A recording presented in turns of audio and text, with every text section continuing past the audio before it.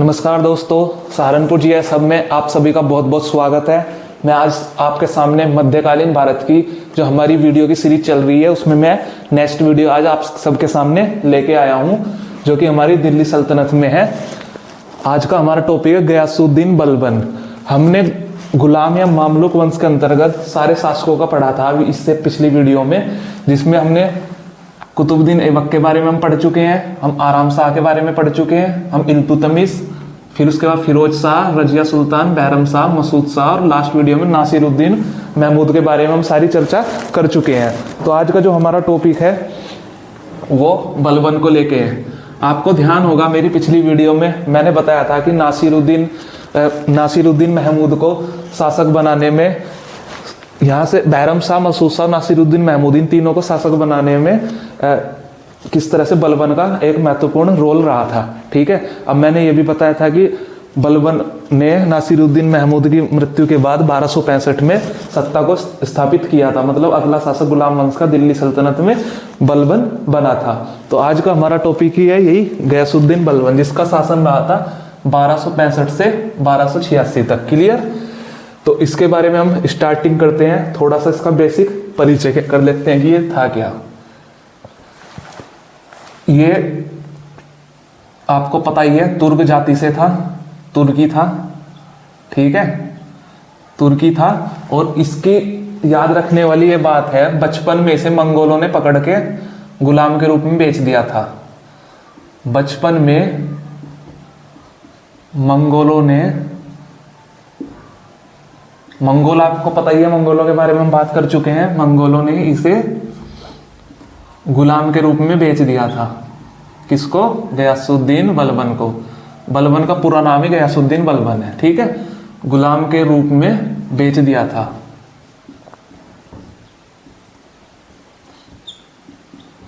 बेच दिया था यानी कि बचपन से ये गुलाम था। ठीक है, इसे गुलाम के रूप में बेच दिया गया। तो क्या हुआ, ये बचपन से ही बहुत दूरदर्शी और प्रतिभाशाली था। अब इस बात का आइडिया आप खुद लगा सकते हो कि प्रतिभाशाली था तभी तो ये आगे जाके भी शासक बना। चाहे इसने कपट किया, कुछ भी किया, कपट के लिए भी तो प्रतिभा चाहिए होती है, तो शासक बना। तो ये बचपन से ही प्रतिभाशाली था। तो इसकी ये अपनी प्रतिभा और दूरदर्शिता, इन दोनों के बल पे, प्रतिभा और दूरदर्शिता इन दोनों के बल पे ये उन्नति करता गया, मतलब अपनी लाइफ में प्रोग्रेस करता गया, धीरे धीरे आगे बढ़ता चला गया। ठीक है, इस आगे बढ़ने के क्रम में इसे जब एक बड़ी पोस्ट कहते हैं, जिसे बड़ी पोस्ट इसे कब मिलती है इसी के जीवन क्रम में, इल्तुतमिश के टाइम में। आपको याद होगा कुतुबुद्दीन ऐबक ने 40 दल का निर्माण किया था। ठीक है, पता है आपको इस चीज का?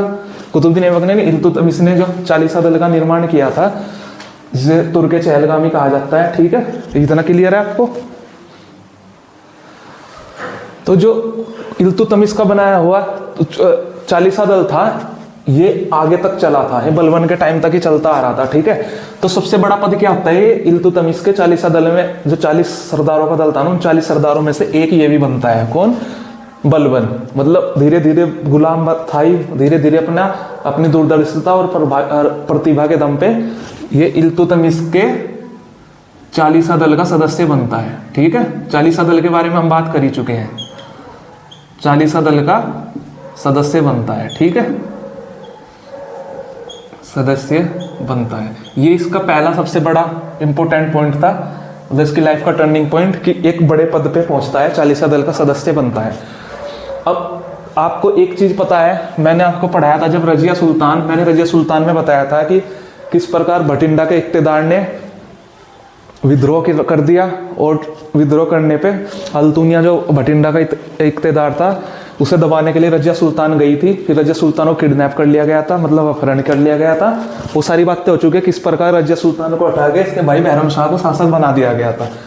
मैंने सारा बताया था कि सब कुछ एक षड्यंत्र के तहत हुआ था। इस षड्यंत्र में इसका बलबन का भी बहुत बड़ा हाथ था। ठीक है, बलबन का ही हाथ था। ठीक है, किसका? बलबन का। किसे? रजिया सुल्तान को भी हटाने में। और रजिया सुल्तान को हटा के बैरम शाह, मसूद शाह और नासिरुद्दीन महमूद, मैंने सारी चीज बताई थी आपको इस बारे में कि अगले जो शासक थे 1, 2, 3, 4, ये जो 4 शासक थे, इनको ही बनाने और बिगाड़ने में किसका हाथ था? मोटा मोटा बलबन का ही हाथ था। नासिरुद्दीन महमूद तो एकदम से एक तरह से कठपुतली था किसका, बलबन की। ठीक है, ये चीजें इसकी एक बेसिक इंट्रोडक्शन हो गया है बलबन का। अब हम देखते हैं इससे आगे की बात करेंगे हम, जब 1265 में नासिरुद्दीन महमूद की मृत्यु हो जाती है, जिसके बारे में हमने बात की थी क्या, कि इब्ने बतूता और इसामी के अनुसार ये दो इतिहासकार ये कहते हैं कि शायद बलबन ने ही नासिरुद्दीन महमूद को खाने में जहर देकर उसे मार दिया था ताकि खुद राजा बन जाए। ठीक है, ये बात हम बात कर चुके हैं। तो 1265 में मृत्यु होती है नासिरुद्दीन महमूद की। तो उसके बाद 1265 में शासक कौन बनता है, बलबन। तो यहाँ तक इसका एक बेसिक इंट्रोडक्शन हुआ बलबन का, एक कहानी की तरह। तो आई होप आपको ये कहानी समझ में आई होगी। इसके बाद इसके शासक बनने के बाद इसने क्या क्या काम किए वो एक एक करके हम पढ़ते हैं। ठीक है,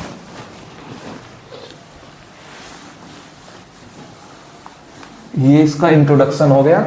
अब इसके हम कुल 7 भागों में बांट के पढ़ेंगे।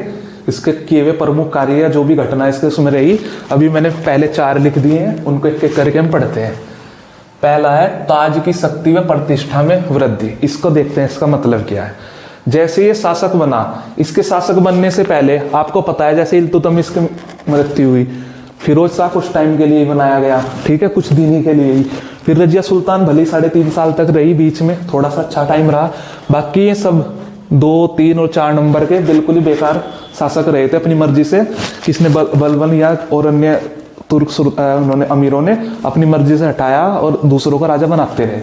इस टाइम में क्या हुआ, इस अव्यवस्था में जो इल्तुतमिश का बनाया हुआ, ये जो मतलब बनाया तो कुतुबुद्दीन ऐबक ने था, लेकिन इल्तुतमिश ने एक मजबूती दी थी ना, इससे पहले हमने जो बात की थी, शासन को मजबूती दी थी, वो शासन कमजोर होता चला गया था क्योंकि आगे अच्छे कोई राजा बन नहीं पाया। आगे शासक आ रहे हैं जा रहे हैं थोड़े थोड़े टाइम के लिए, तो उस टाइम एक अव्यवस्था बन चुकी थी। उस टाइम जरूरत थी एक ऐसे राजा की जो एक मतलब मजबूत राजा हो और जो आगे पूरे शासन व्यवस्था को मजबूती से संभाल सके।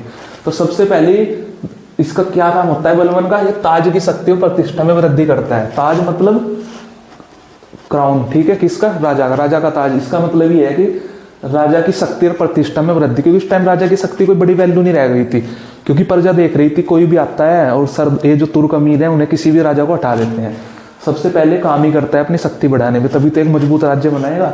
शक्ति बढ़ाने का क्या मतलब है कि उस टाइम पे जो राजा प्रजा थी, प्रजा के मन में राजा का डरना खत्म हो चुका था, क्योंकि वो रोज का तमाशा देख रहे थे ये कि कोई भी आके इन राजाओं को हटा देता है, कि कोई एक सॉलिड राजा ही नहीं है। तो राजा की शक्ति, ताज कह लो या राजा की शक्ति या प्रतिष्ठा में वृद्धि कब होती है, जब राजा का डर पब्लिक के अंदर हो। तो इसके तहत ये पहला काम क्या करता है, ये साधारण लोगों से मिलना बंद कर देता है। साधारण लोगों से मिलना बंद कर देता है। ठीक है, पहला काम ये क्या करता है, कैसे, देखो, अगर राजा असाधारण का मतलब आम आदमी, नॉर्मल पब्लिक से ऐसे मिलने लगेगा बिना किसी रोक टोक के, तो उसका डर या भय ना पब्लिक में नहीं रहता है। एक पोस्ट होती है ना, उसका एक लेवल होता है, वो डर बना रहना राजा के लिए, राजा का प्रजा के प्रति आदर तो होना ही चाहिए। ये इसका मानना था कि डर भी बना रहना चाहिए, कि अगर मैं ऐसे ही नॉर्मली मिलता रहूंगा प्रजा से, तो प्रजा के मन में मेरे लिए आदर नहीं रहेगा, मेरे लिए डर नहीं रहेगा। एक वो खौफ बनाने के लिए साधारण लोगों से मिलना बंद कर दिया, कि ये सिर्फ बड़े लोगों से, बड़े अधिकारियों से, अमीरों से ही मिलता था, नॉर्मल लोगों से नहीं मिलेगा। तो क्या होगा, इसका एक लेवल बना रहेगा, तो लोगों में एक डर बना रहेगा। ठीक है, दूसरा काम क्या करता है, ये 2 चीजें शुरू करता है अपने दरबार में, ये इंपोर्टेंट है बहुत, सिजदा व पैबोस। अब बताते हैं सिजदा व पैबोस होता क्या है। सिजदा व पैबोस की परंपरा शुरू करता है,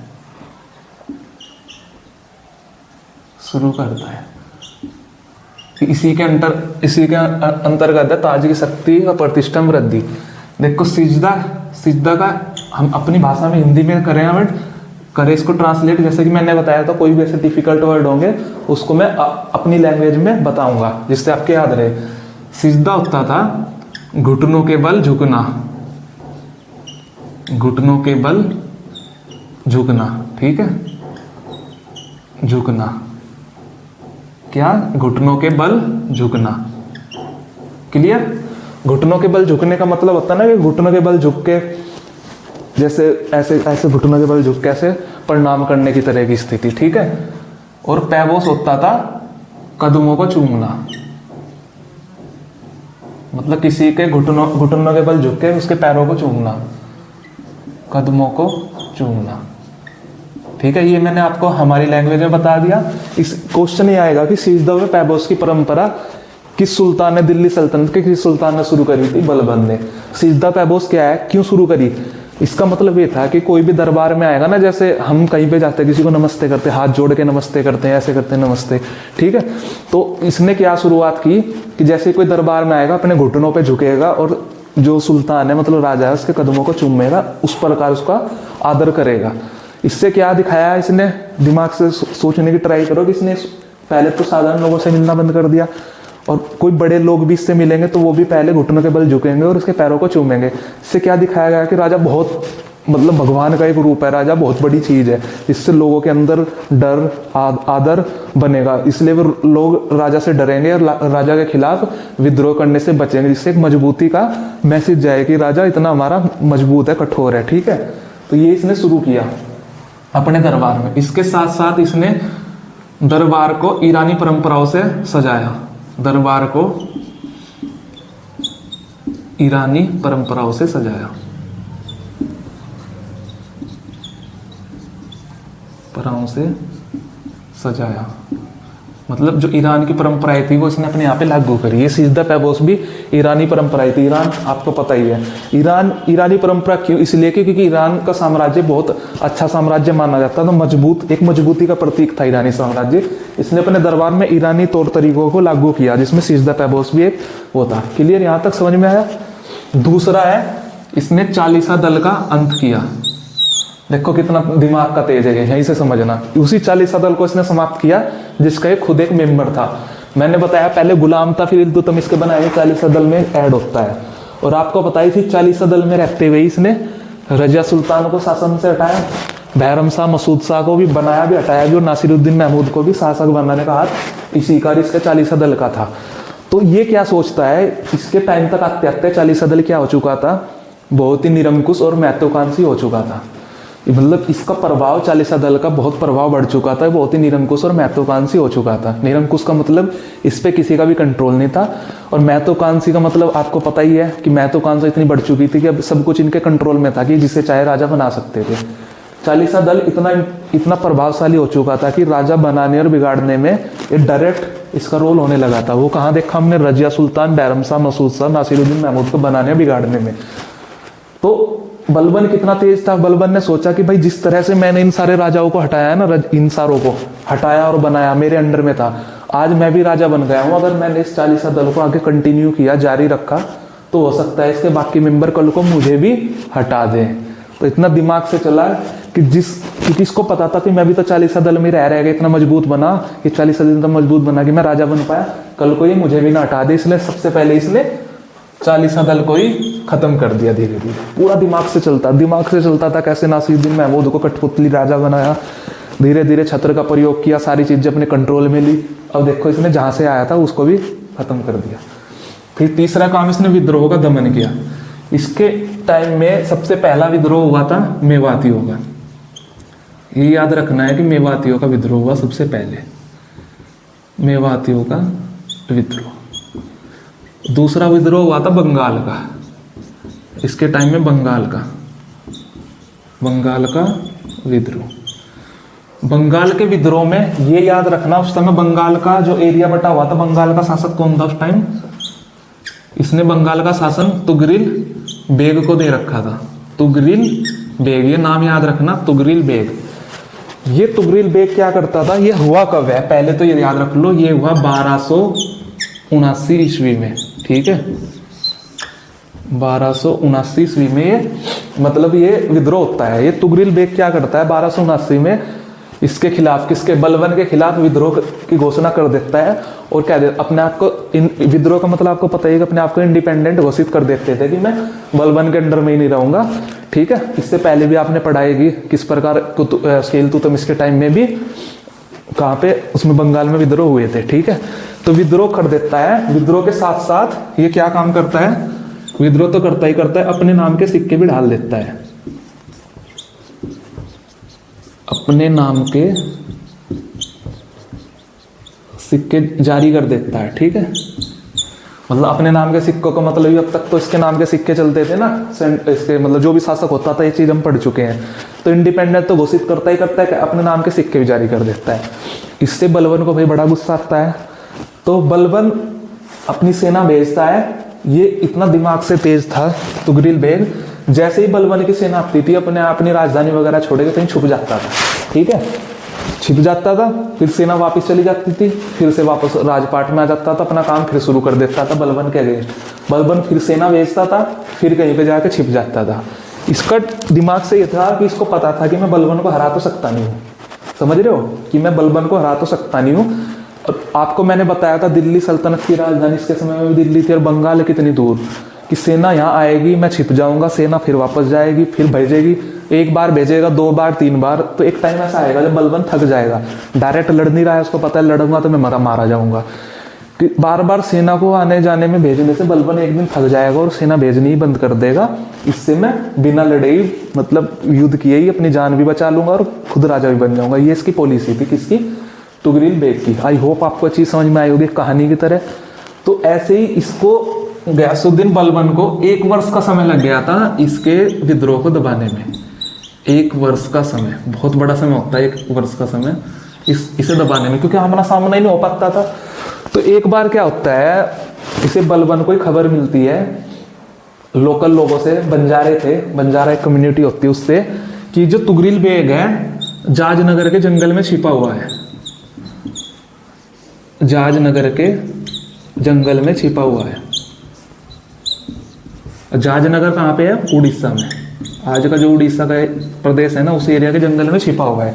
इसको पक्की खबर मिल जाती है बलबन को, तो बलबन डायरेक्ट वहीं पे अपनी सेना भेजता है और तुगरिल बेग पकड़ा जाता है। आमना सामना होता है पहली बार। तो इस युद्ध में बलबन जीतना ही था, तुगरिल बेग पकड़ा जाता है, इसको गिरफ्तार कर लिया जाता है, इसको बहुत कड़ी सजा दी जाती है क्योंकि इसने विद्रोह किया था। हम आगे अगर इसकी पॉलिसी पढ़ेंगे ना, जब बलबन पूरा हो जाएगा, इसने रक्तोड़ लो की नीति अपनाई थी। रक्तोड़ लो, उसके बारे में बात करेंगे। यहीं पे सबसे पहले रक्तोड़ लो की नीति का हमें आभास होता है। इसका एक ही था न्याय करने का तरीका, कोई भी विद्रोह करेगा उसे कठोर दंड दिया जाएगा, तभी तो अपना शासन को मजबूत किया जाएगा। जब विद्रोह होगा कठोरता पूर्वक दमन किया जाएगा। तो ये क्या करता है, इसको पकड़ता है, इसकी गर्दन काट के नदी में फेंकवा देता है। पकड़ा, गर्दन काटी, नदी में फेंकवा दिया। और इसके बाद इसके जितने भी साथी थे या जितनी भी इसकी सेना इसके साथ लड़ रही थी, कहाँ पे होता है काम सारा का सारा, लखनौती में। लखनौती में ये सारा काम होता है, लखनौती में सारा काम होता है। इसकी गर्दन काटी जाती है और उसको नदी में फेंक दिया जाता है। और जितने भी इसके साथी थे, सेना जो भी इसका साथ दे रहे थे, किसका, तुगरिल बेग का, उन सारों को कहा जाता है कि लखनौती के बाजार में, उनको बाजार की जो सड़क होती है ना, एक सड़क पे दोनों तरफ को खड़ा करके लाइन में उन सब के गर्दनें कटवा दी गई थी। ये सब 2 दिन तक मतलब उनको मारने का काम चलता रहा था। इतनी भयानक सजा दी थी पब्लिक को दिखाने के लिए कि अगर कोई बलबन के खिलाफ जाएगा तो उसका, बलबन के खिलाफ अगर कोई जाएगा तो उसका इतना कठोरतापूर्वक दमन कर दिया जाएगा, जिससे लोगों में बलबन के प्रति डर बैठेगा, तभी तो मजबूती से शासन चला पाएगा। तो यहाँ पे ये दिखाई देता है हमें। ठीक है, इसके बाद जब तुगरिल बेग मर जाता है तो बलबन का एक बेटा है, बलबन का पुत्र है एक, ऐसे तो 2 पुत्र थे, हम इसकी बात करेंगे। बलबन अपने एक बेटे को यहाँ का शासक बना के भेज देता है। ठीक है, बलबन का पुत्र एक था जिसका नाम था बुगरा खान। जब हम इसके उत्तराधिकारी पढ़ेंगे ना, तब आएगा ये नाम बुगरा खान। इसके बाद बुगरा खान, जो कि बलबन का पुत्र है, अपने पुत्र को यहाँ का राजा बना देता है और अपने पुत्र को साफ साफ कहता है कि मैं तुझे यहाँ पे बंगाल का शासक बना रहा हूँ, पर याद रहे अगर आराम से तौर तरीके में शासन चलाना। अगर तू भी कभी भी तेरे भी मन में ख्याल आया विद्रोह करने का, तो मैं, भले ही तू मेरा पुत्र है, मैं तेरा भी यही हाल करूंगा जो मैंने तुगरिल बेग का किया। मतलब अपनी पॉलिसी में बिल्कुल स्ट्रिक्ट था। क्लियर यहाँ पे, आई होप ये समझ में आया होगा। चौथा काम इसने किया, उलेमाओं को रणनीति से पृथक किया। उलेमा के बारे में हम बात कर चुके हैं। सबसे पहले रजिया सुल्तान ने भी यही काम किया था कि जो शासन है, प्रांतीय सरदारों, तुर्क अमीरों और जो उलेमाओं में बटा हुआ था उनसे अपने अंडर से लेकर डायरेक्ट इसने अपने कंट्रोल में लिया था। उलेमा इस्लाम धर्म के प्रमुख व्यक्ति होते थे जिन्हें इस्लाम धर्म की जानकारी आम आदमी से ज़्यादा होती थी। तो उलेमा का क्या था कि जो भी पॉलिसी बना रहा है शासक, कोई भी रणनीति बना रहा है, ठीक है, कोई भी योजना बना रहा है, उलेमा से पूछा जाता था, उनकी सलाह मशवरा ली जाती थी कि हमें क्या करना चाहिए। तो इसने देखा कि अरे भाई राजा तो हम हैं, हम इनके चक्कर में क्यों पड़े, इन्हें क्यों फालतू में हमने भाव दे रखा है, इन्हें क्यों प्रभाव बढ़ा रखा है। तो ये क्या करता है, उलेमा को रणनीति से पृथक करता है, मतलब अपनी पॉलिसी में बनाने के लिए सेल्फ डिपेंड रहता है कि मेरी पॉलिसी होगी, मैं किसी से सलाह क्यों लूँ, मैं अपने दम पे बनाऊंगा अपनी पॉलिसी, तभी तो अपने इंडिपेंडेंट रहेगा, तभी तो एक स्ट्रॉन्ग राज्य चला पाएगा अपना।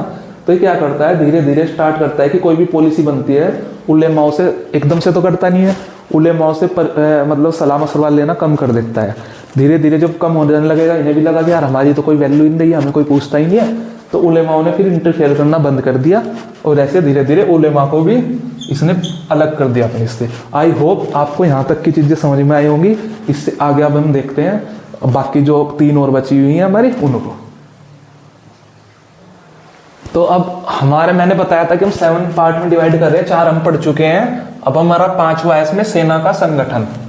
देखो बलबन, मैंने पहले बताया था कि बलबन ने देखा कि स्थिति गड़बड़ हो चुकी है, अब इसको एक स्ट्रॉन्ग राज्य बनाना है। उसके लिए सबसे पहले अपने पद और प्रतिष्ठा में वृद्धि करता है, बाकी चीजें करता है। अगर आपको एक स्ट्रॉन्ग शासन चलाना है, उसकी सुरक्षा के लिए या कोई भी विद्रोह करेगा उसे दबाने के लिए आपके पास एक मजबूत सेना होनी चाहिए।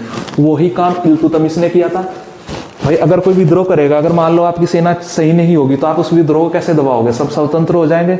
या कोई भी बाहर का अटैक करेगा उसको रोकोगे कैसे, जब तक आपकी सेना मजबूत नहीं होगी ना, सुरक्षा प्रणाली मजबूत नहीं होगी, तब तक आप किसी भी राज्य को एक मजबूती प्रदान नहीं कर सकते। तो इसी क्रम में अपना अगला काम करता है सेना का संगठन। सेना को मजबूत और प्रभावी बनाने के लिए ये एक नया तरीका क्या निकाल के लाता है, एक ही दीवान आरिज नाम का पद बनाता है। दीवान आरिज नाम का पद मतलब सेना में एक नई पोस्ट निकालता, दीवान आरिज। बताऊंगा मैं क्या होता है। इसमें सबसे पहले इमादुल मुल्क ही है एक नाम, इसकी नियुक्ति होती है, प्रथम नियुक्ति मतलब इसने दीवान आरिज नाम का एक पद पोस्ट निकाल ली। उस पोस्ट पे पहला व्यक्ति जो अपॉइंट हुआ वो था इमाद उल मुल्क, ठीक है। अब ये दीवान आरिज क्या था, इसमें क्या किया गया, मैंने आपको एक चीज बताई थी कि इनके समय में एक नायब का पद नियुक्त किया गया था, ठीक है।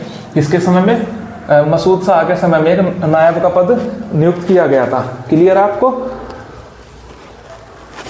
इसके बहरम शाह के समय में सिर्फ एक काम हुआ था कि नायब का पद लागू किया गया था। जो नायब क्या था, जिस राजा के बाद सबसे बड़ी पोस्ट नायब की मानी जाती थी, नायब को वजीर भी कहा जाता था। तो सारी चीजें उसी के कंट्रोल में होती थी, स्पेशली ये सेना। तो ये दीवान आरिज का जो पोस्ट बनाई गई थी ना, ये नायब से मुक्त थी।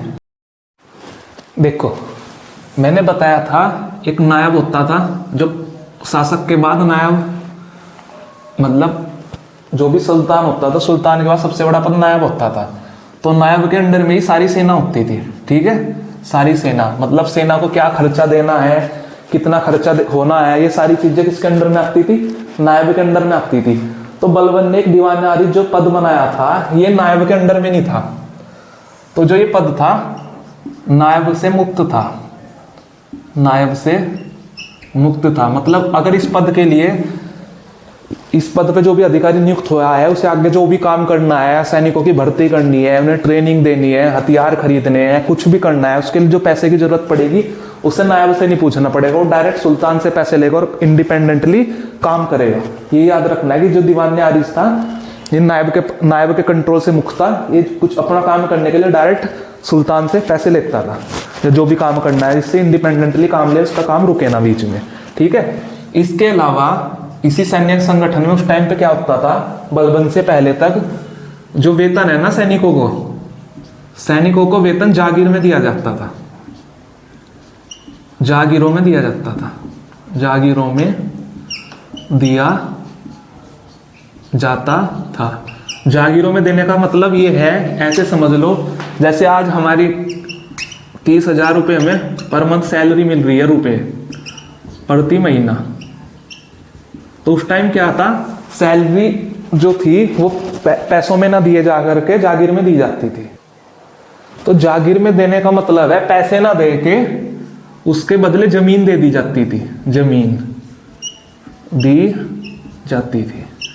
मतलब जो भी उनकी तनख्वाह रहती थी कि भाई आपको इतनी एक साल में या महीने के हिसाब से एक साल में इतनी जमीन दे दी जाएगी। सपोज कर लो कि अगर आप एक साल काम करोगे तो आपको 2 बीघा जमीन दे दी जाएगी।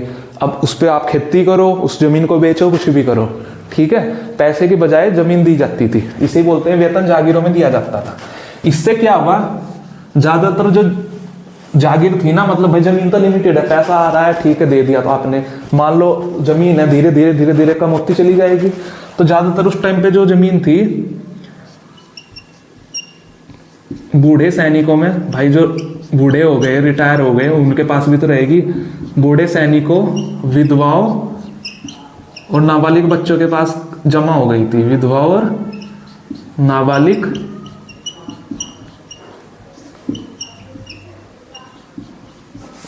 बच्चों के पास जागीर जमा हो गई थी, ठीक है। इससे क्या हो, देखो कोई भी सैनिक है, उसने अपने टाइम पे पूरे अपनी लाइफ जीवन जिया और रिटायर हो गया, उसके पास अच्छी खासी जमीन इकट्ठी हो जाती थी। या जो कोई सैनिक है वो युद्ध में मारा गया, ठीक है, उसकी पत्नी को मिल जाती थी जमीन, जितनी भी उसने कमाई। फिर कुछ नाबालिग बच्चे, उनके बच्चों के नाम हो जाती थी। इससे क्या हुआ कि जमीन कम होती जा रही थी। बाकी सैनिक थे, उन्हें कहाँ से देव जागीर। इसने क्या किया कि जो इस तरह के लोग हैं, पहला ये, दूसरा ये, तीसरा ये, कि जब तक जिंदा है जब तक तो जमीन इन्हीं के पास रहेगी। इसको वैसे ही समझ लो कि जब तक जिंदा है तब तक तो इन्हीं के पास रहेगी। जैसे ये मर जाएंगे, जिंदा रहने तक तो खूब उसको यूज करो, मरने के बाद वो इनके बच्चों पे ना जाकर डायरेक्ट सुल्तान के पास चली जाएगी कि भाई काम तो तुमने किया है ना, तुम्हारे बच्चों ने थोड़ी किया है। अब जैसे इनकी विधवाओं को, चलो भाई तुम्हारा पति था, वो तो चला गया, तुम्हारे पास गुजारा करने के लिए क्या है, यही है उसकी कमाई।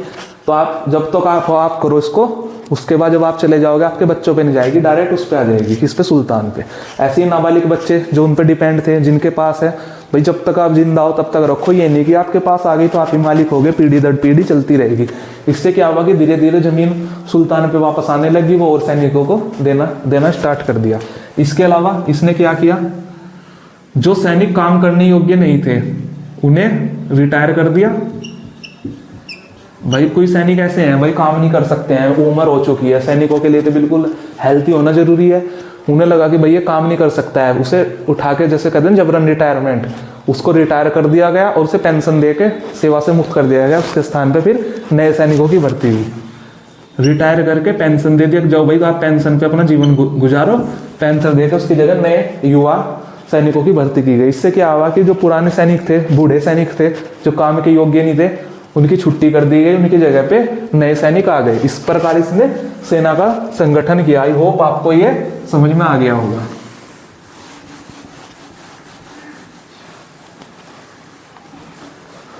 अब इसके बाद इसने गुप्तचर विभाग का गठन किया। गुप्तचर का मतलब ये होता है खुफिया विभाग, जो इंटेलिजेंस होती है ना, जो अंदर के खबर लेके आते हैं। किसी भी शासन के लिए खुफिया विभाग का स्ट्रॉन्ग होना जरूरी है। जैसे कि हमने पढ़ा था जब मोहम्मद गोरी ने बंगाल का, आपने वो सेन वंश वाला किस्सा सुना था, मैंने बताया था अच्छे से, वो भी इसी पे डिपेंड है। तो गुप्तचर विभाग में इसने गुप्तचर विभाग का गठन किया, एक स्पेशल विभाग जिसका नाम था बरीद मुमालिक। ये एक विभाग था, बरीद मुमालिक इसका नाम था। कौन सा विभाग था? गुप्तचर विभाग। इसमें जो इसका जो अधिकारी होता था, प्रमुख सबसे बड़ा अधिकारी, इसका जो सबसे बड़ा अधिकारी था उसे बरीद कहा जाता था। देखो बरीद मुमालिक तो इस पूरे विभाग का नाम हो गया, डिपार्टमेंट का। और जिसका सबसे बड़ा अधिकारी होता था, जिसके कंट्रोल में पूरा डिपार्टमेंट रहता था, उसे कहा जाता था बरीद। ठीक है, ये डायरेक्ट ये इसके अंदर, मतलब इस विभाग के अंदर जितने भी लोग काम करेंगे, ये डायरेक्ट सीधे सुल्तान के कंट्रोल में थे, सीधे सुल्तान के कंट्रोल में थे। ठीक है, या अधीन थे सीधा, मतलब सुल्तान को जाके खबर देते थे, ये नहीं कि बीच में किसी और को देंगे, किसी मंत्री को देंगे। और इन्हें जो वेतन मिलता था वो नगद मिलता था, इन्हें जागीर में नहीं मिलता था, क्योंकि काम भी खुफिया कर रहे हैं ना, खतरे वाला खुफिया काम बहुत जरूरी है। तो इन्हें वेतन भी नगद दिया जाता था कि भाई नहीं नगद वेतन मिलेगा तभी तो काम करेंगे, खुश हो के एक भाई हमें पैसा मिल रहा है, इन्हें नगद मिलता था। ठीक है, और अगर ये अपना काम ईमानदारी से नहीं करते तो इन्हें कठोर दंड भी दिया जाता था, ताकि इनके अंदर डर बना रहे और अपने ईमानदारी के प्रति रहेगी। इनको दंड का, जब कठोर दंड का डर रहेगा तभी तो ये अच्छे से काम कर पाएंगे, और किसी भी राज्य का गुप्तचर विभाग जितना मजबूत होगा उतना ही वो राज्य अस्थायित्व में रहेगा। इतना बात आपको पता ही है। 7वां काम था इसका न्याय व्यवस्था। इसके समय में कठोर न्याय व्यवस्था थी। ठीक है, कठोर न्याय व्यवस्था थी, मतलब न्याय के मामले में बिल्कुल भी ढील नहीं बरतता था। इसका मानना था अगर आप न्याय अच्छे से करोगे, जो कि सही बात भी है, इसका एक पॉजिटिव पॉइंट भी है ये कि अगर आपकी न्याय व्यवस्था अच्छी रहेगी तो लोग आपसे खुश रहेंगे, चोर डाकू लोगों में डर रहेगा, अपराध नहीं होंगे, प्रजा खुश रहेगी। प्रजा खुश रहेगी तो विद्रोह भी नहीं करेगी, और विद्रोह करने वालों को अंदर भी जब न्याय का डर रहेगा ना कि सजा कठोर मिलेगी आपको, तो वो विद्रोह करने से भी डरेंगे। कठोर न्याय व्यवस्था थी। इसकी न्याय व्यवस्था एक चीज में फेमस है जिसे कहा जाता था लौह व रक्त की नीति। इसने इसमें अप्लाई की थी, वह रक्त की नीति इसने लागू की थी। लौह का मतलब होता है कठोर, हार्ड, क्योंकि लौह होता है मजबूत, और रक्त की नीति मतलब अगर कोई ज्यादा गड़बड़ करेगा तो उसकी हत्या कर दी जाएगी, उसके साथ मतलब कोई भी रियायत नहीं की जाएगी। इसके शासन में एक चीज फेमस है कि ये अपने परिवार वालों को भी बख्शता नहीं था। अगर इनके परिवार वालों ने भी गलत काम किया है तो उन्हें भी कठोर से कठोर दंड देता था। ठीक है, इसलिए इसकी न्याय व्यवस्था कठोर थी। आपने देखा था कि किस प्रकार से इसने तुगलक बेग को बंगाल में जब उसने विद्रोह किया था, किस तरह से निर्ममता पूर्वक इसने उसे दबाया था, और अपने पुत्र बुगरा खान को जब मानयुक्त किया था तो उसे भी साफ साफ कहा था कि तुम तरीके से शासन चलाओगे तो ठीक है, नहीं तो मैं तुम्हें भी ऐसे ही दंड दूंगा जैसे मैंने तुगलक बेग को दिया है। तो मतलब ये अपने परिवारजनों का भी पक्ष नहीं रखता था, निष्पक्ष होकर न्याय करता था। ठीक है, इसके न्याय में ये फेमस चीज रही है कि ये निष्पक्ष होकर लौह रक्त की नीति इसने अप्लाई की थी और निष्पक्ष होकर ये न्याय करता था। एक चीज और है इसमें, जो इसके खिलाफ विद्रोह करता था, विद्रोही को तो मार देता था ये, जिसने विद्रोह किया उसको तो छोड़ता ही नहीं था। उसके बाद विद्रोहियों के परिवार के साथ को भी ये छोड़ता नहीं था। विद्रोहियों के परिवार में कौन होंगे? बच्चे और स्त्रियां। पुरुषों को तो सबको मार देता था ये, परिवार में बच्चे और स्त्रियों को ना दास बना लेता था। मतलब उन्हें भी नहीं छोड़ता था कि भाई ये सोचोगे ना आपकी, दास बना देता था कि इनकी क्या गलती, और सही में भी बच्चों महिलाओं की क्या गलती। इसका ये तरीका इसलिए था कि जो भी विद्रोही होगा किसी एक के साथ ऐसा हो जाएगा, बाकी सब देखेंगे तो अगर हम विद्रोह करेंगे ये हमें तो मारेगा ही मारेगा, हमारे बच्चे और महिलाओं को भी नहीं छोड़ देगा, उनको भी दास बना देगा। तो इसलिए जिससे लोग डरे। ये थे इसके इम्पोर्टेंट काम। इसके बाद हम इसके कुछ इम्पोर्टेंट फैक्ट है, कुछ इसकी उपाधियां हैं, कुछ इसके सिद्धांत रहे हैं, जैसे राजतत्व का दैव्य सिद्धांत, कुछ इसकी उपाधियां रही हैं। ठीक है, उसके बाद इसके मृत्यु के बाद इसके उत्तराधिकारी कौन कौन रहे हैं उसको हम अगली वीडियो में देखेंगे। इसके बाद मैंने बताया था कि मैक्सिमम 2 वीडियो, आज की वीडियो में इतना ही रहने देते हैं क्योंकि वो अगला समझने का ज़्यादा है खेल उसमें, तो ज़्यादा हैवी लोड ना हो जाए आप पे। तो आज हम इसको यहीं पे रोकते हैं। इसके बाद हमने क्या देखा कि एक तरह से बलबन भी हमारा समाप्ति की ओर है। ठीक है, लास्ट चल रहा है। तो इसी में अगले में हम क्या करेंगे, बलबन के उत्तराधिकारी भी पढ़ेंगे कि कैसे बलबन के उत्तराधिकारी रहे, क्योंकि 86 तक रहा और आपको पता है 1290 ईस्वी तक ये गुलाम वंश या मामलुक वंश चला था। ठीक है, तो अगले 4 वर्ष में क्या क्या हुआ था, कैसे कैसे हुआ था, थोड़ा सा बलबन के बारे में भी रह रहा है, वो मैं एक पूरी वीडियो में ही कंप्लीट करके इसको मामलुक वंश को यहीं पे हम फिर अगली वीडियो में ख़त्म कर देंगे। ठीक है, तो आई होप आपको मेरी ये वीडियो बहुत अच्छी लगी होगी। अगर आपको मेरी वीडियो पसंद आई है तो इसको अपने दोस्तों के साथ शेयर कीजिए, सपोर्ट बना के रखिए, और आपका कोई भी फीडबैक है मेरे लिए तो कमेंट बॉक्स आपके लिए ओपन है। तो मिलते हैं हमारी नेक्स्ट वीडियो में, तब तक के लिए आप अपनी अच्छे से पढ़ाई कीजिए। तब तक के लिए धन्यवाद।